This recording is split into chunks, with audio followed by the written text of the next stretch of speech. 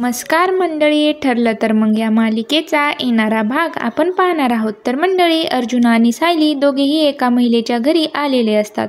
तेव्हा अर्जुन हा त्या महिलेला म्हणतो की या मुलीच्या घरी तुमचा जुना नंबर आम्हाला सापडलेला आहे, हा सर्व पत्ता तुमचा आहे, मी तुम्हाला शेवटचा चान्स देत आहे, तुम्ही या फोटोमधल्या मुलीला ओळखता का?